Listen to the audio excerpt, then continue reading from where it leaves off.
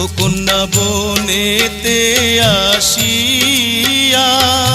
হায় গো ঘুইরা বেড়াও কেন কিসের লাগিয়া